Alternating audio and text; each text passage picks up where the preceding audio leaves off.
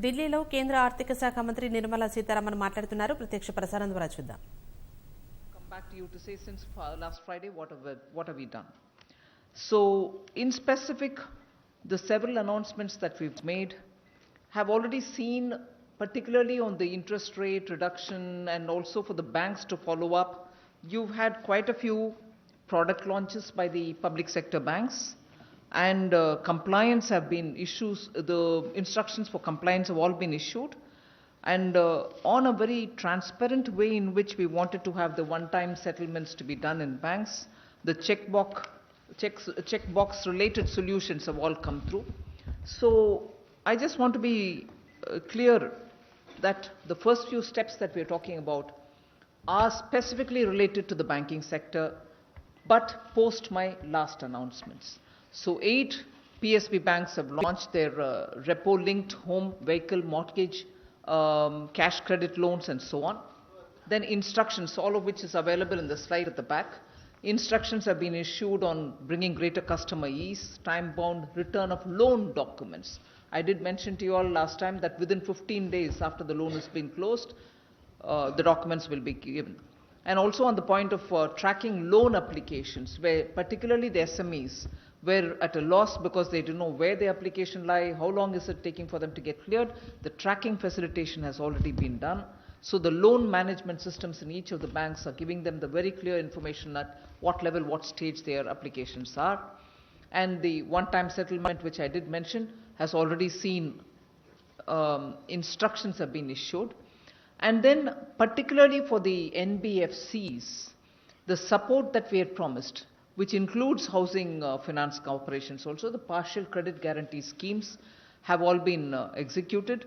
So sanction has begun with 3,300 crore already given, and about 30,000 crores are in the pipeline. So they're getting them, the liquidity is reaching them, they're settling matters through the NBFCs and in particular for the housing finance corporations. The co-origination is something about which we spoke last time. We said the synergy between the NBFCs, which have the spread and reach, and the public sector banks, which are sitting with the liquidity, because of the co-origination, they should be able to reach out much more. So I can very clearly today claim, post my last Friday's announcement, 4 NBFCs have already found their solutions through the public sector banks, reaching out to them to give the liquidity that they so desire. And more on the pipeline. We'll be talking about it sooner. One thing about the Indian economy, I'd like to give a broad picture, is today as we stand on the 2.6 trillion economy that we are, of which 1.9 trillion is actually the credit in the economy. So approximately about 72%. That shows it as approximate, right? From a distance it looks like negative. It's not. 72% of GDP is the credit availability. So the measures that we're going to announce today, we think are important so that the credit in the economy also grows commensurate with the desire that we have to reach a $5 trillion economy. And that is why the credit enhancement is what we're talking about, not specific amount, which is the destination. Next one. I also want to very clearly place this whole presentation of today in context.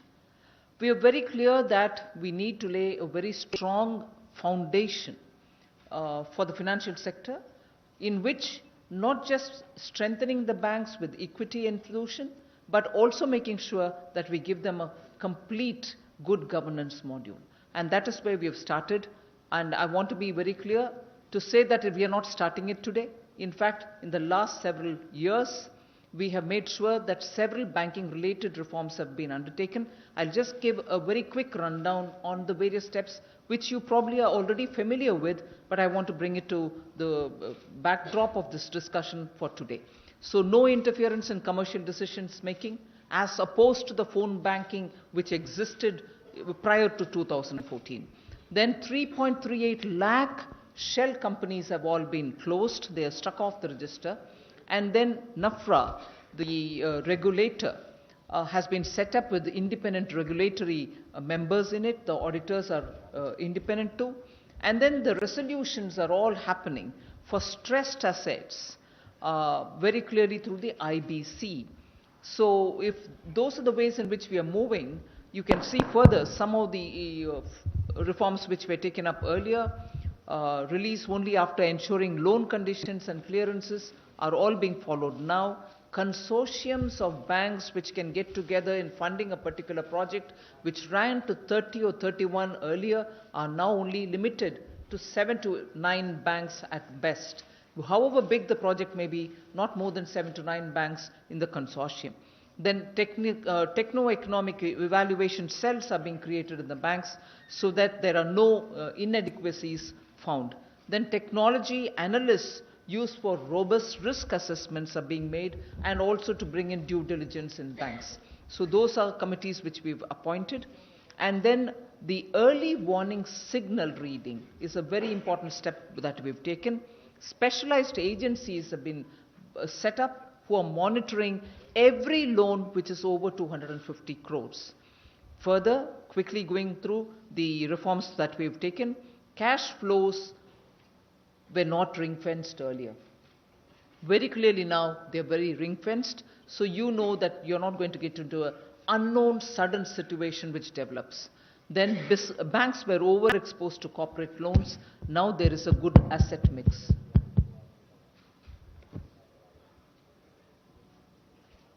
Sorry, is there some reminder being given anyway? Sanctioning and monitoring of big loans strictly separated so that there are no confusion between the authorities. And then quality of tier 1 capital also has been enhanced. Very importantly, stressed asset verticals are already created, as opposed to the inadequate slippage prevention mechanism, which really let us down in the previous years. Going over quickly again, Fugitive Economic Offenders Act has been passed, as a result of which many of those fugitives and their assets have been, at least their assets have been confiscated, and having confiscated their assets, we are after them wherever they are to get them back into this country to face the law of the land. Then PSB loans, which is within 59 minutes, you're very aware, now we are bringing in a lot more energy into that. So most of the loans sooner will be going through in-principle approval in this manner and then getting followed up further. Then foreign branches are rationalized. Adherence to risk-based pricing is also happening, as opposed to the ad hoc pricing mechanism which existed earlier. Then retail and MSME LMS are also implemented. LMS meaning loan management systems are implemented. Quickly again, to avoid further Nirav Modi kind of situation, SWIFT messages are linked to the CBS, the core banking system.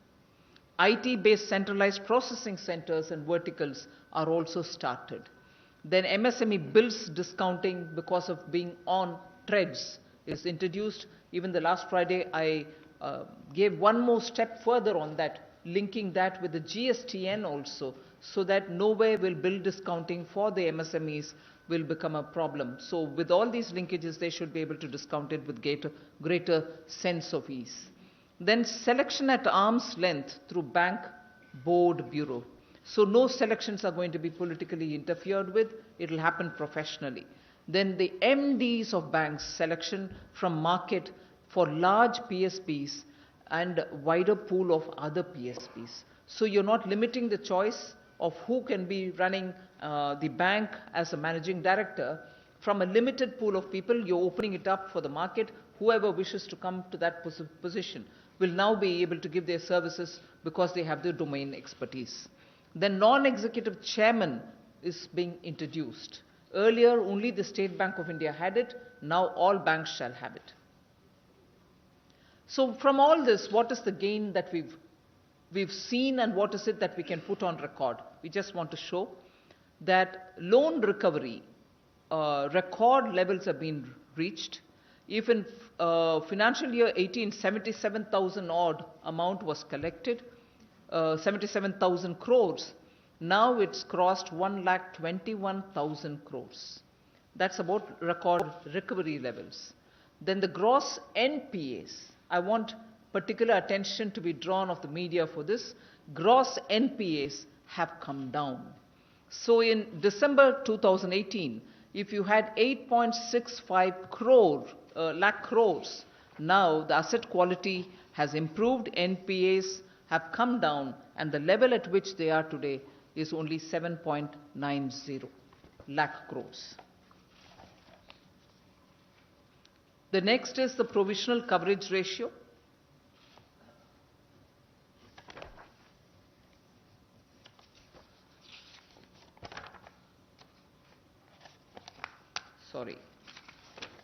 Provisional coverage ratio. You can see in the chart which is given, the highest in the last 7 years has happened, 75.3%. This is already existing under the NPA. Complementary is provided for, right? So highest level is being provided for by 75.3%. One particular thing I'd like to draw your attention on the gross NPAs is the figures come down from 8.65 lakh crores to 7.90 crores. I make it a point to repeat this because in the recent past I had seen reports which were misleading. I hope this picture clarifies the actuals for you.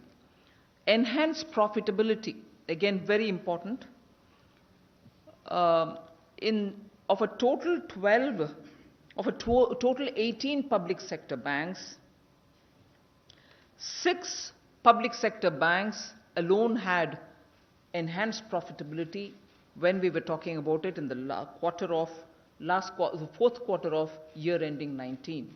Whereas now, when we're talking about the first quarter of the financial year ending 20, we are talking about 14 public sector banks in profit, as against 2 in the financial year of 18. So of the 18 public sector banks, 14 are in profit earning situation.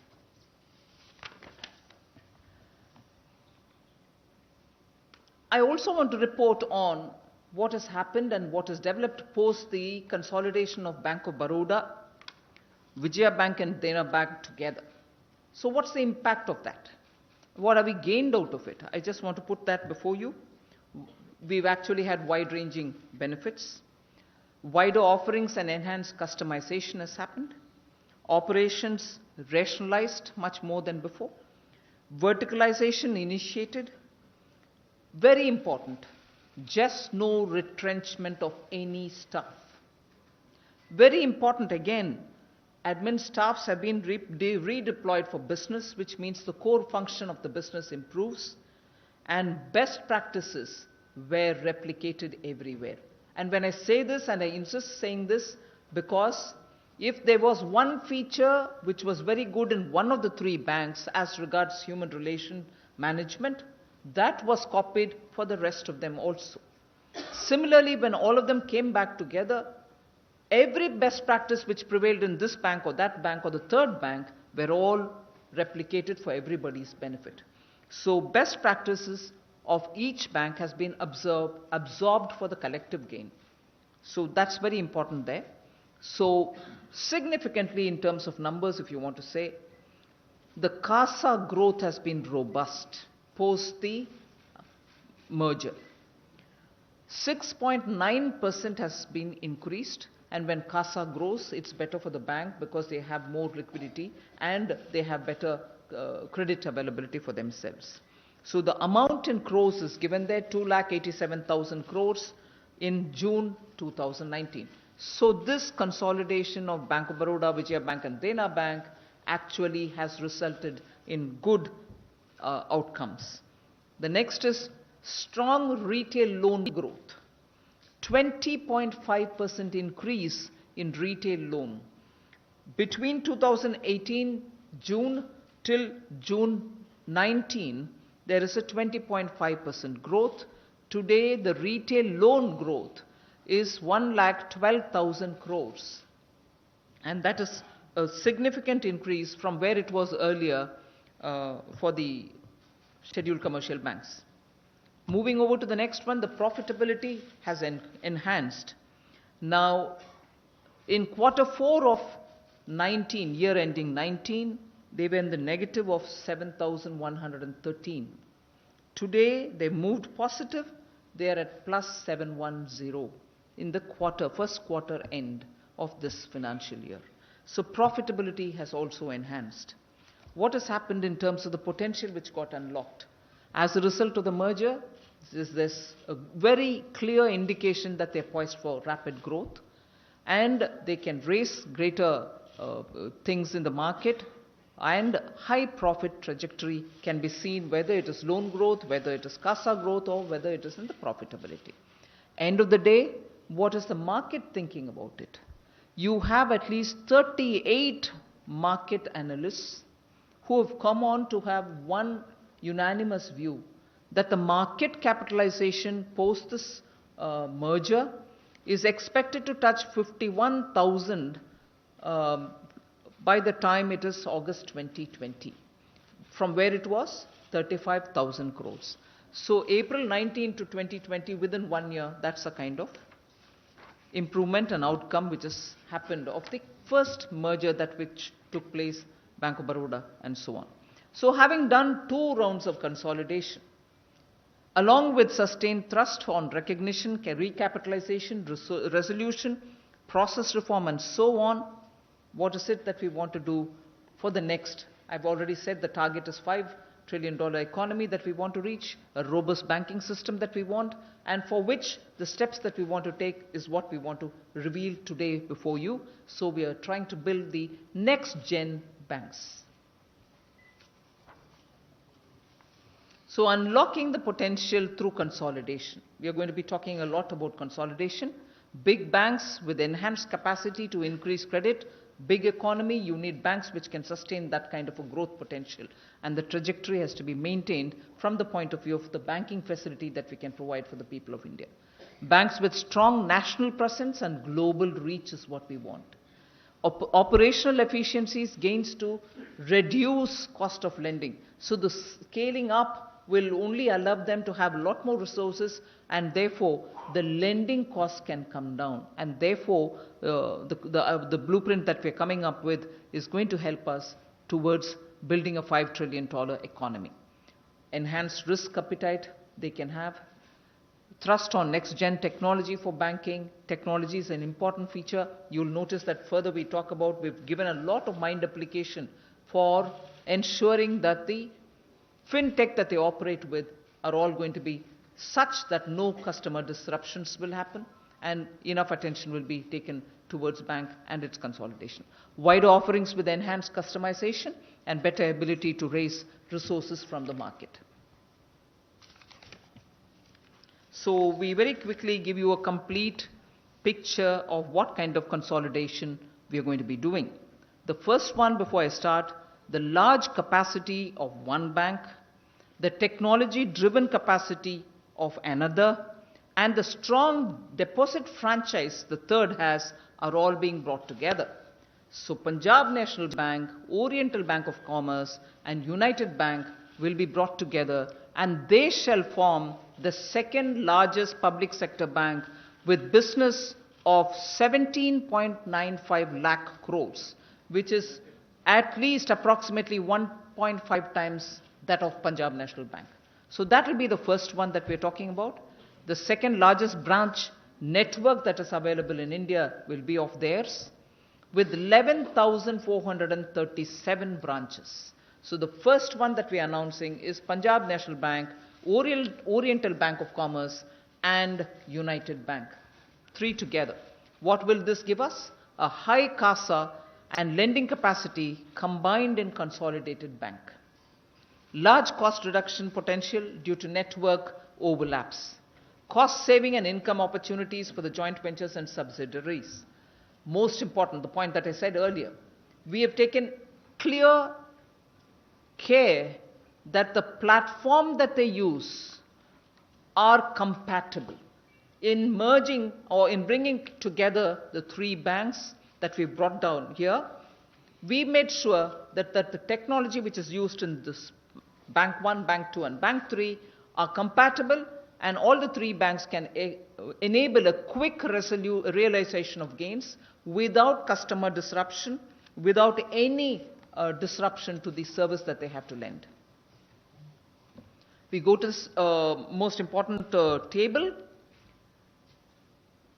The indicators that I would draw your attention to are the CET1 ratio, the CRAR, which is the capital reserve ratio, and also to the net NPA ratio, the three above the category of employees, which is very important for you to notice.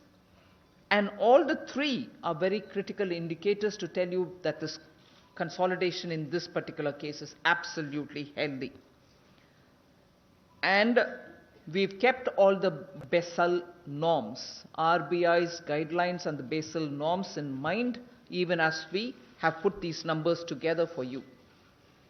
If you have any questions, we'll be able to answer it later. I don't want to labor on each one of them, but I want to completely give you the confidence that we've applied our mind on the Reserve Bank of India guidelines and also on the Basel norms, which will have to tell us what these numbers ideally should be. We've kept that in mind. I can go further to explain that a bit later.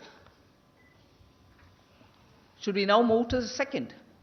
The second which we are consolidating are both banks coming from the south. Canara Bank with Syndicate Bank. They will be the fourth largest PSB with business of 15.20 lakh crores, which means approximately 1.5 times more than the current size of the Canara Bank itself. Third largest branch network in India, they will hold, with 10,342 branches. Large cost reduction potential exists due to the network overlaps. Similar culture to enable smooth consolidation because they come from the same region. Cost saving and income opportunities for JVs and subsidiaries, and therefore immediate, without disruption, continuation of service for all customers. Again, mind application on the point that they both come under similar compatible financial technology that they use. So both are able to quickly realize the gains. Now the indicators which you will be interested in, again, something which I would want your attention to be drawn on: CET1 ratio, net NPA ratio, and also the capital requirement, adequacy requirement ratio, all of which are given here and absolutely tick marked from the point of view of Basel norms and also from Reserve Bank of India guidelines. All three meet more than the ideal situation. We go over to the third one, Union Bank of India with Andhra Bank and Corporation Bank. This shall now become the fifth largest public sector bank with business of 14.59 lakh crores, approximately 2 times the size of Union Bank of India. Fourth largest bank in terms of network of branches with about 9,609 branches. And their business will now become twice to about 4.5 times existing bank business. Large cost reduction is possible because of, again, network overlaps, which we can rationalize. Cost saving and income opportunities for JVs and subsidiaries again. Again, consideration was given for the kind of technologies that they use, are they compatible and so on. Yes, all the three and their technologies are absolutely compatible, and therefore we don't see any disruption in terms of client services. Indicators. The three which I constantly refer to: CET1 ratio, the capital adequacy ratio, and also the net NPA ratio. In this case, of the three, definitely 2 are more than the ideal. The third one, which is closer to the ideal, will get closer once the consolidation happens, and we shall give special attention even to that. So that explains the third that we've done. Fourth one is important: Indian Bank with Allahabad Bank. This will become the 7th largest public sector bank with business of about 8.08 lakh crores. which is approximately 1.9 times Indian bank size. Nationwide presence with strong networks both in the south and in the north and also in the east. So you get a wonderful coverage of all the three areas. Doubling of business size. Major scaling up of reach due to complementary networks. High CASA and lending capacity in consolidated bank. Again, the same CBS platforms between the two, and therefore we expect to have a quick realization of the gains after consolidation.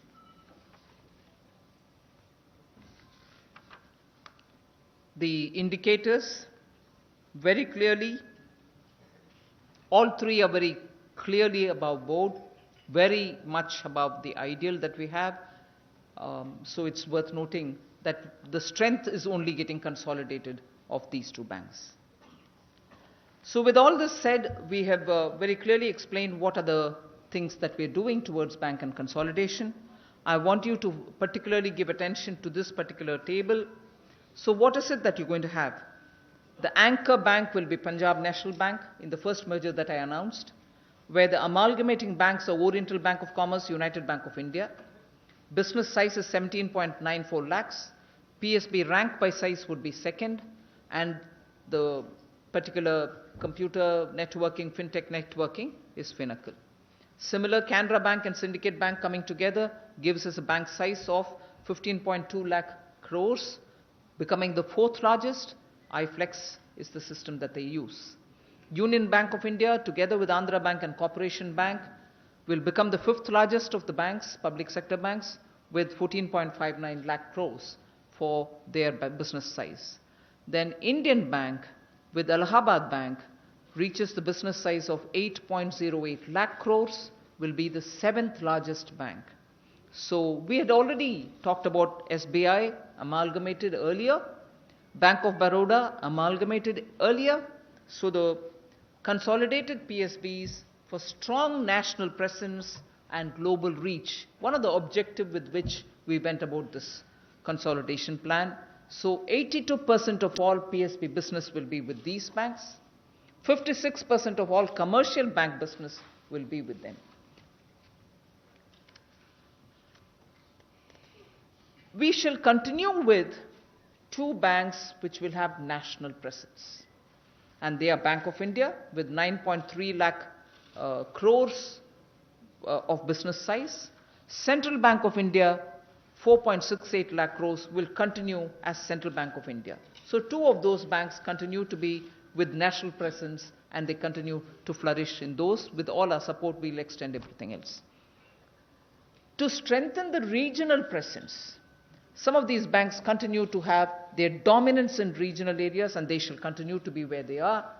Indian Overseas Bank will continue their presence largely in South with 3.75 lakh crores.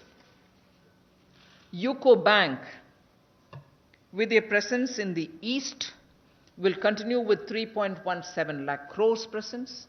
Bank of Maharashtra in the West will continue as it is with 2.34 lakh crores as their business. And Punjab and Sindh Bank in the North, particularly in Punjab area, will continue with 1.71 lakh crores as their presence is very solid. Now, this is something which is a tally which you need to notice. In 2017, when there were 27 public sector banks, today, after today's announcement, this comes down to 12 only. So 12 solidly present, well consolidated, energized, adequately capital endowed banks will now operate to target our 5 trillion economy and give the necessary support for the banking facilities which is so required by our customers today.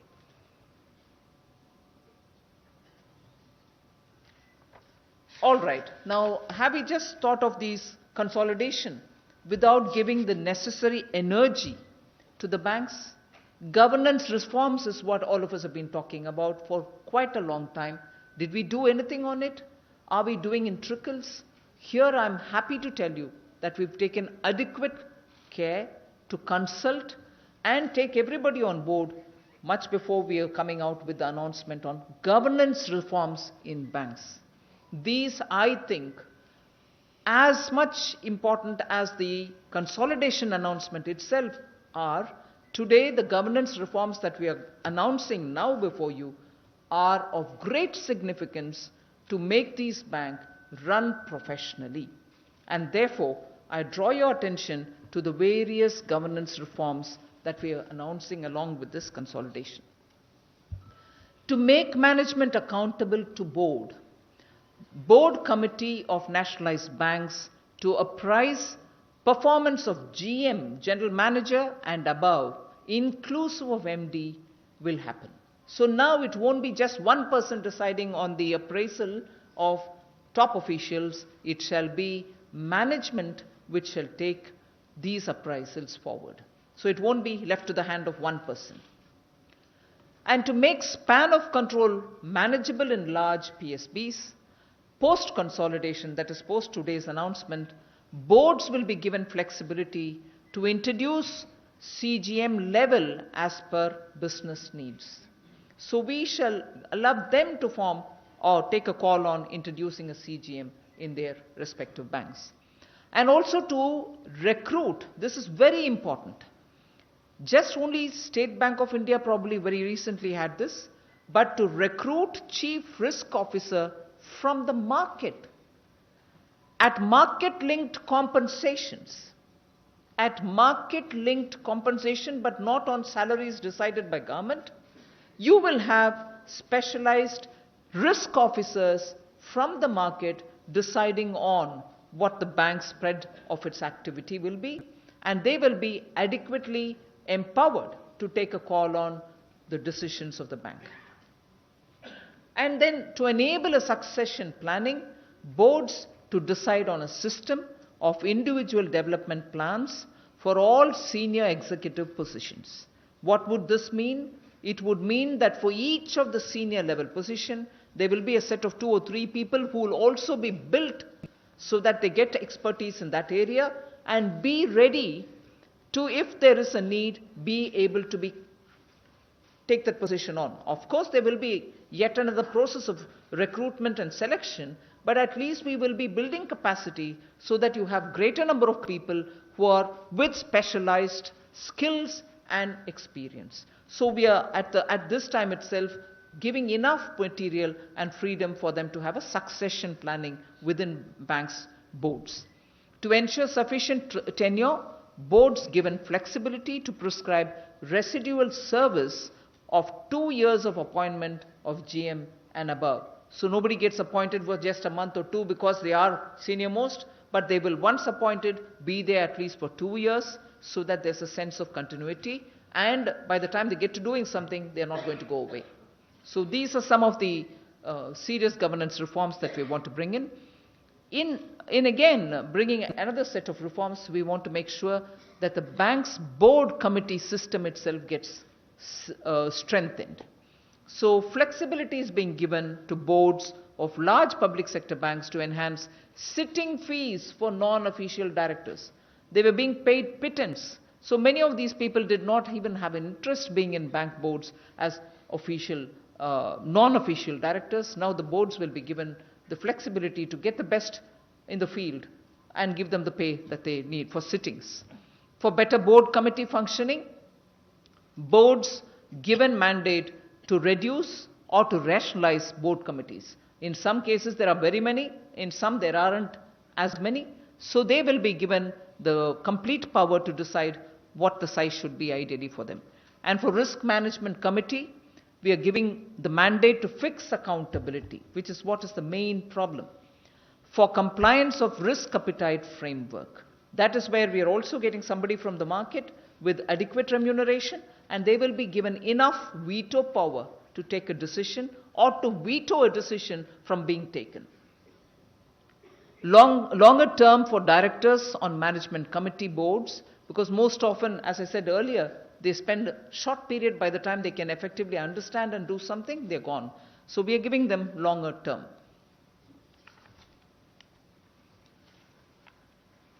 The last point there about the strengthening of the board system, board committee system, is the management committee of the board loan sanction thresholds have been enhanced by up to 100%. So if they had an X amount this time, they would be having 2X, to enable focused attention to higher value loan proposals. So this gives them the additional strength and power to go ahead with higher value loans. So further on the governance reforms, non-official directors' effectiveness is something which all of us have been questioning, discussing. We're trying to bring in some strength there.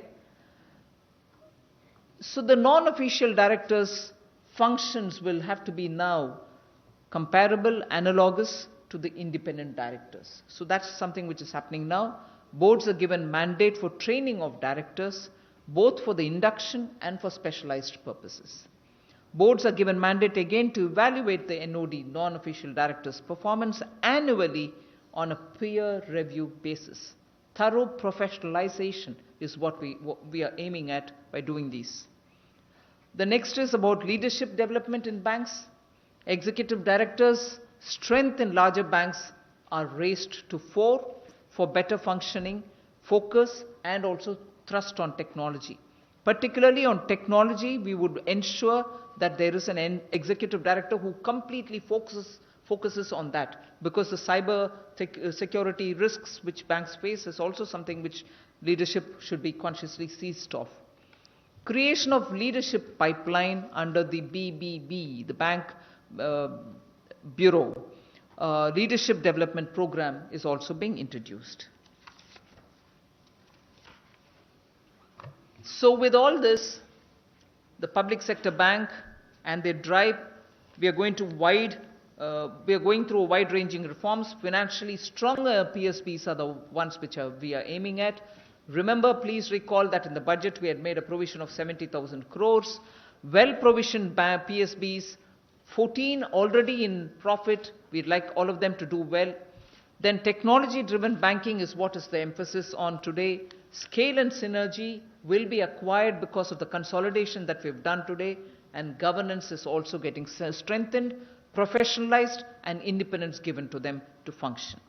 Now, if all this is what we have, of the 70,000 crores that we've given, I want a certainty out there for the consolidation. Have we just done the consolidation and left them free? No. We are giving them enough capital reserves with which they can be confidently functioning without worrying. And I underline here, even as we announce all the consolidation, we have given enough instructions for the banks at the branch level to be sure that that which we had announced last Friday in terms of liquidity, in terms of working with NBFCs, in terms of making sure that the credit availability in the market, all this will not suffer. On the contrary, we would want at the branch level enough dedicated staff to attend to that, and not entirely all the staff to be looking after the consolidation program itself.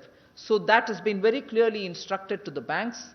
We expect them to dedicate their staff to make sure last Friday's announcement as regards liquidity, availability of credit, reaching out to customers, reaching out to NBFCs, all happen without any disruption. So those dedicated to take care of smoothing out these consolidation will be completely dedicated for this purpose without having that suffer. So a rough, absolutely approximated number of what we would like to infuse with these banks.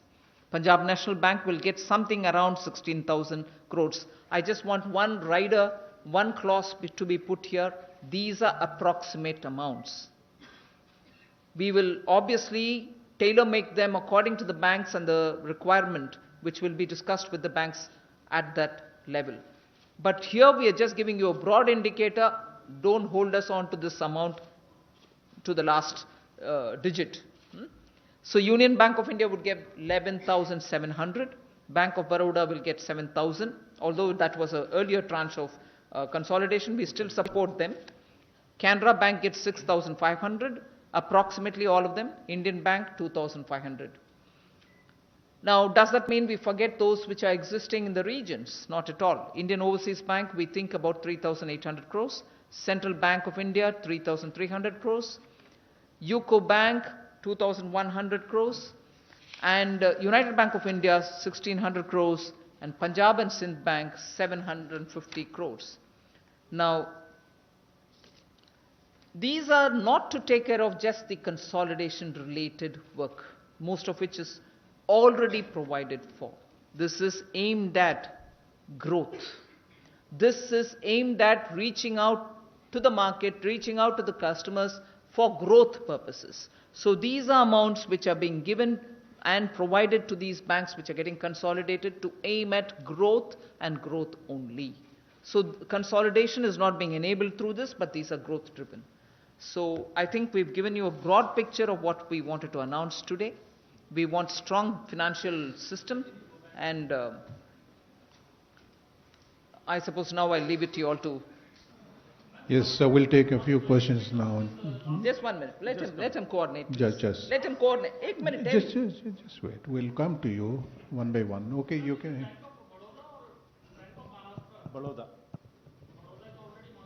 Yes, that's what I said. Even though it is already merged, this is growth के लिए देने वाले पैसा है.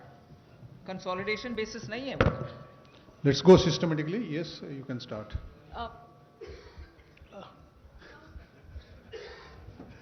You'll be compensated. Yeah, okay, fine. No problem. We are from the same organization. Sapna Das from CNBC TV 18, ma'am. Quite a huge announcement. You have put forward 4 major, how do we say it, arrangements for the merger process to go forward. PSB number will now be at 12.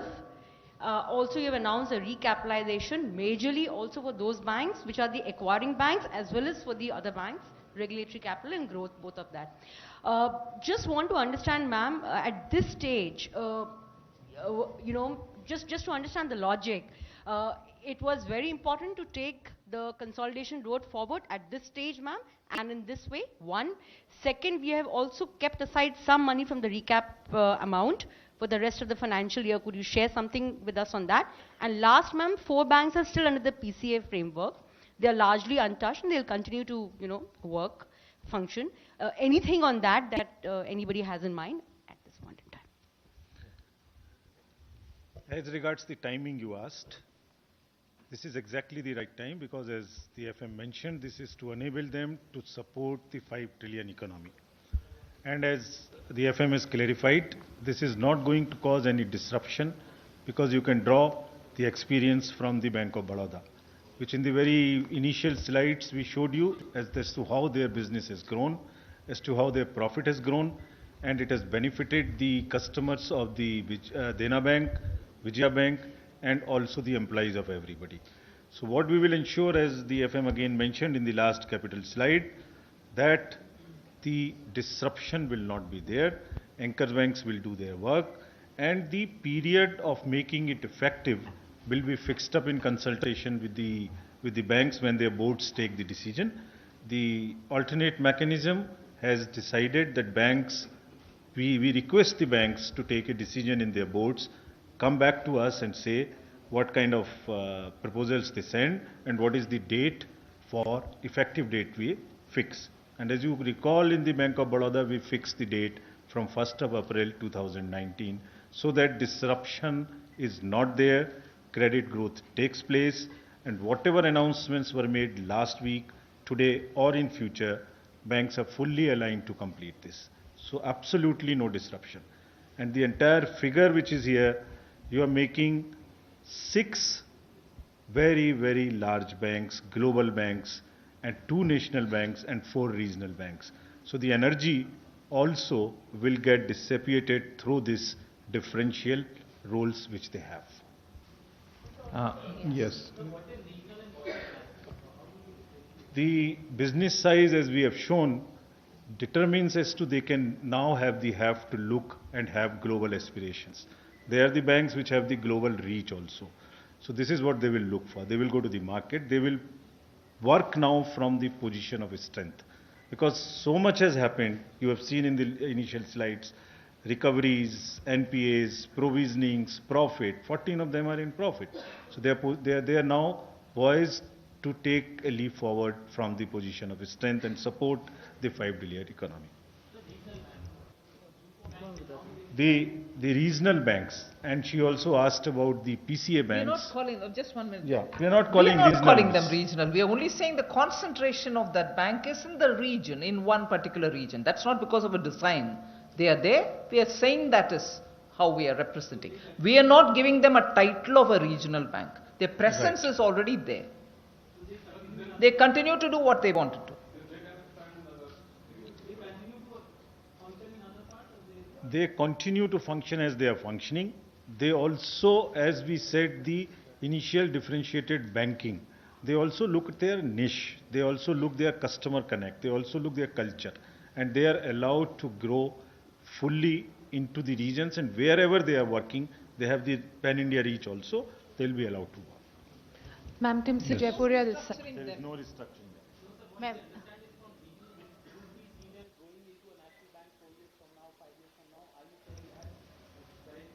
So, every one of them now, the consolidation part being over, will be given full flexibility to grow as per their strength and their niche area and their expertise.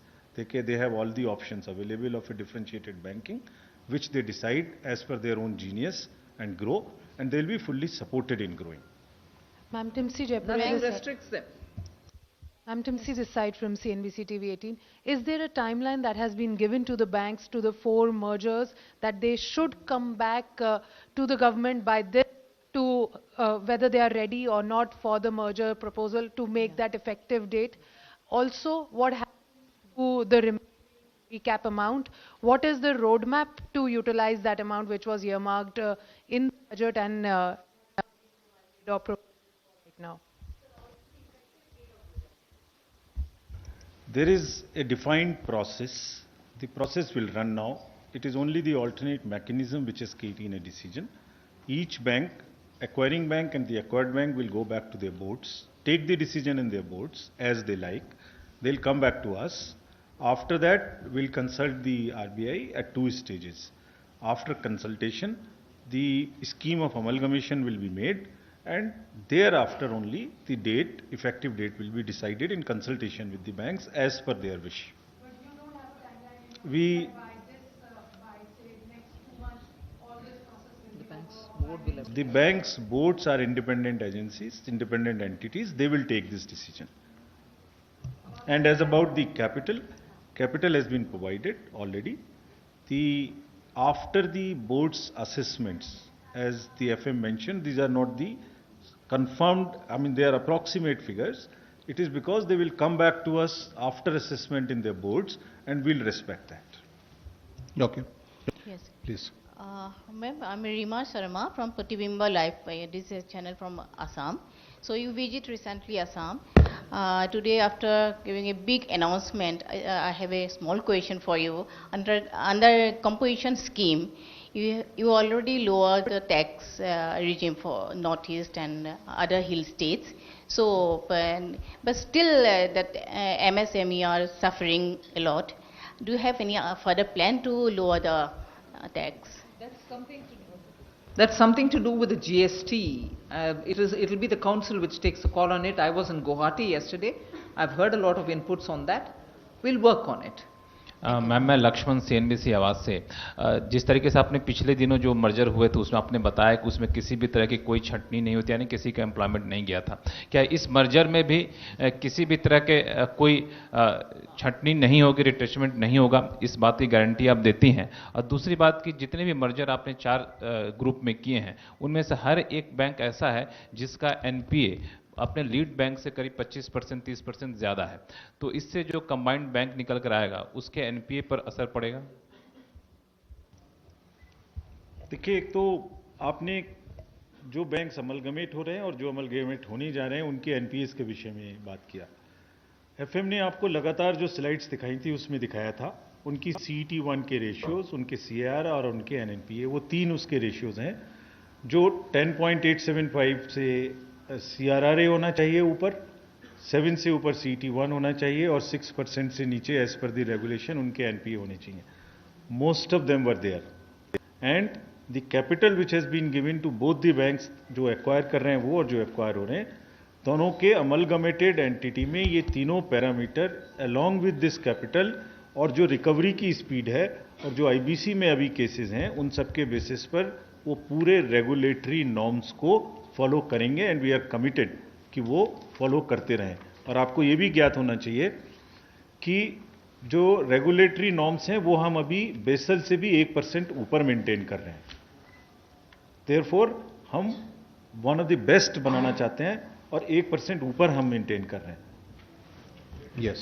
Sir retrenchment देखिए, ये पूरे amalgamation के process से, जैसा FM साहब ने आपको बताया, आप अगर स्टेट बैंक हमने 27 से घटा के 12 कर रहे हैं, वो आज तक किसी का भी रिट्रेंचमेंट नहीं हुआ है और होने का चांस भी नहीं है।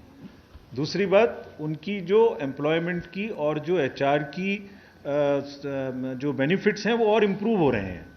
तीनों बैमल के जो तीनों या दोनों के कॉम्बिनेशन है उनमें जो भी बेस्ट है वो उसमें आ जाएगा। इसलिए ना सर्विस कंडीशंस होंगी, बल्कि जो सर्विस कंडीशन से इंप्रूव भी हो रही हैं और ट्रांसफर्स की भी मोबिलिटी बढ़ रही है उनकी। यानी अगर जब रीच बढ़ गया तो एक रीजन से दूसरे रीजन में जाने की भी संभावना अपने पॉलिसीज के हिसाब से बढ़ रही है।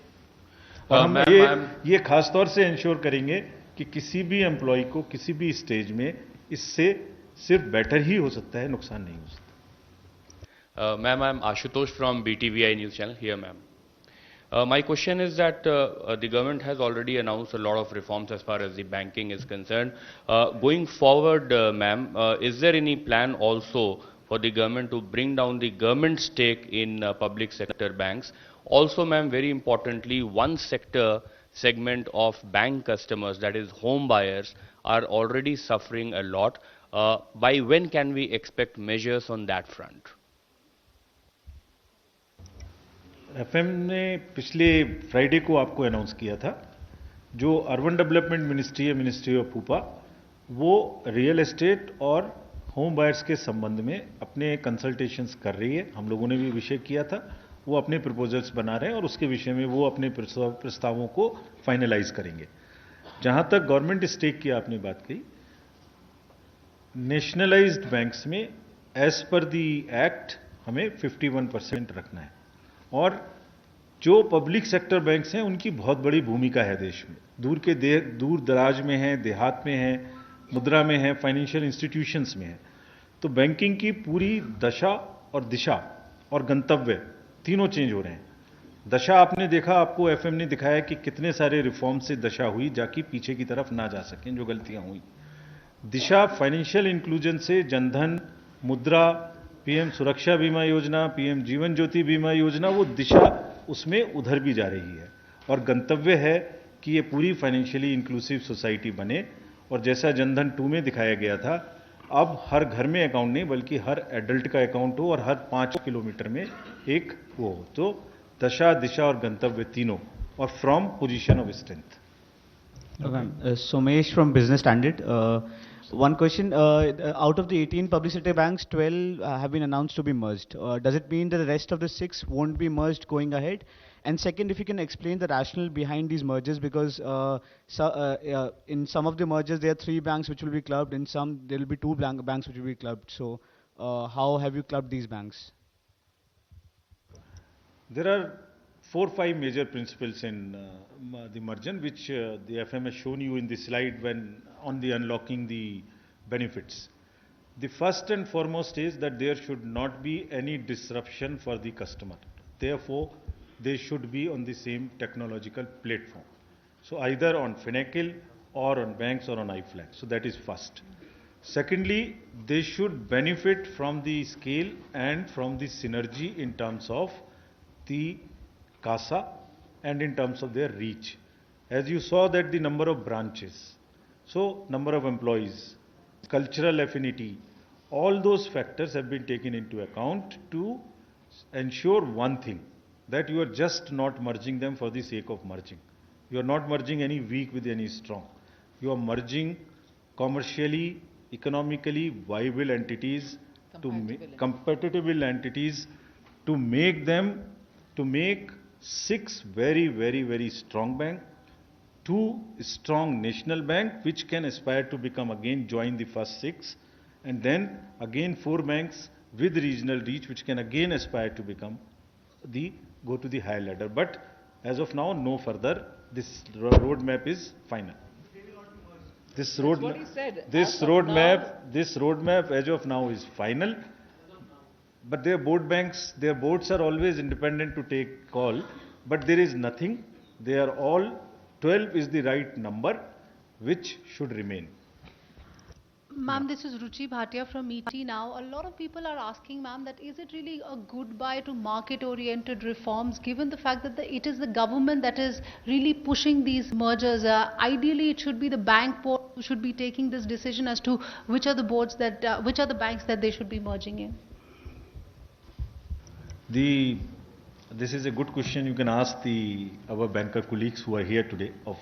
We have been having discussions with them, and they're all, you can ask them better, but it is a consultative process. We have been doing it for a good 6 months, and all stakeholders have been consulted, and principles are such, as I explained just now, that it makes the best sense to merge these entities to have scale, size and heft to reach to support the growth of the 5 trillion economy. Because as the economy grows, the credit expansion has to take place, and this is the right time to make them solid to support that for next 4 years till the 5 trillion is achieved.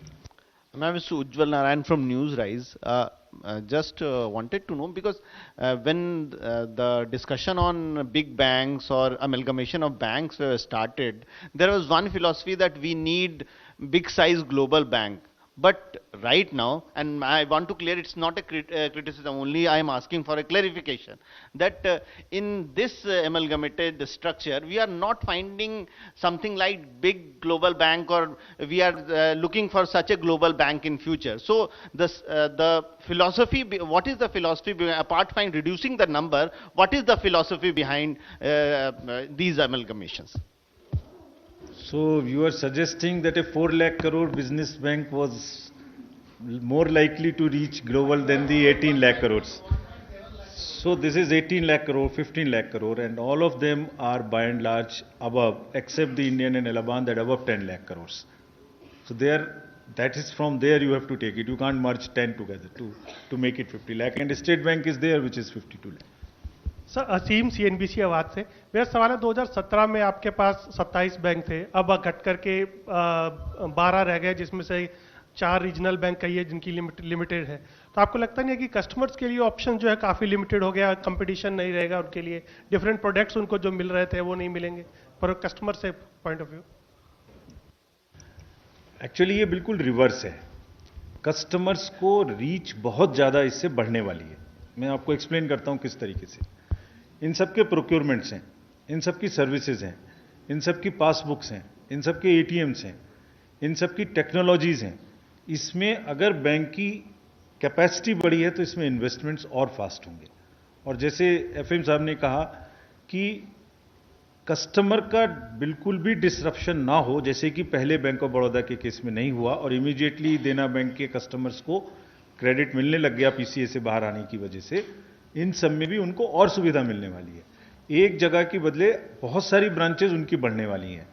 ये मेरा bank बड़ा bank, this is what is for the customer. जी नहीं, 12 हैं और 4, ये 4 अपनी regional नहीं है, ये 4 भी सब जगह में हैं. ये भी अपने एस्पिरेशंस को और ऊपर लेके जाएंगे अब. Okay. Ma'am, I'm Nikunj. Ma'am, this is Aishwarya Paliwal here from India Today. Ma'am, the RBI in its annual report said that the banking frauds have increased by 15% in the year 2018-19. So going forward, would you be looking at somehow curbing these frauds? Also, ma'am, the opposition now took a dig at it. Priyanka Vadra, to be precise, tweeted about this, saying that, so much fraud has happened under the government's nose. Any comments, ma'am? I'm not inclined to comment on particularly the remarks which come from Congress party. Because if bank frauds became an institutional or became an assumption for the Indian citizen saying bank frauds happen, it's thanks to the Congress.